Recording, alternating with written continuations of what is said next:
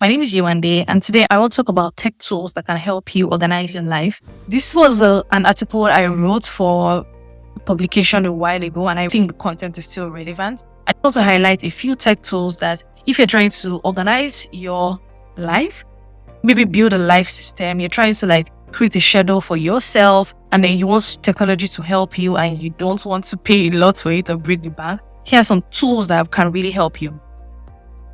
The first tool that you already have on your phone is probably your calendar. An alternative to creating to-do lists will be calendarizing things. And for some studies actually show that it's better to calendarize your tasks and things you want to do instead of creating an endless to-do list, because you have certain times in the day.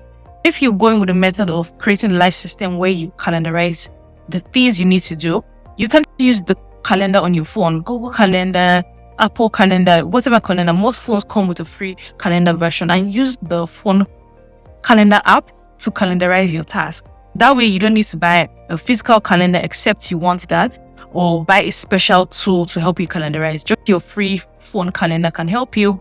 And there are ways you can use Google Calendar for events, for reminders, for to-dos, for tasks. There are advanced ways you can use Google Calendar. I actually use Google Calendar to schedule my tweets, and I use this using an automation tool called IFTTT. And it was all very easy to do, very free. Hopefully I get to do a tutorial on that in the future. The next thing you can use is the Pomodoro timer. If you find that you want to schedule or you want to do things with time blocks, using the Pomodoro timer helps you to kind of have a start time and an end time. Then you know the time where you're going to go on a break. Most Pomodoro timer apps are free on the App Store. You can use your browser and set up timer. Pomodoro timer, you can use the 25 minutes recommended, or you can use your own timer.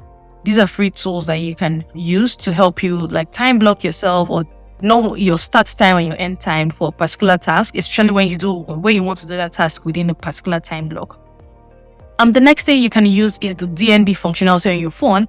If, for example, you want to really focus on some work that you're doing, you can turn on the do not disturb functionality on your phone. That way you don't get phone calls. It's amazing how many people don't know that you can do this and not letting notifications distract you. Like I said, you're setting up a system for your life. You're trying to get organized, which means sometimes you want to have focus times on things that you're doing. Turn on the DND or do not disturb. Both Android and iOS phones have it. It's a functionality you find in settings, and for that period of time, you don't get any notifications or phone calls. But the phone calls come in, but you just hear about them.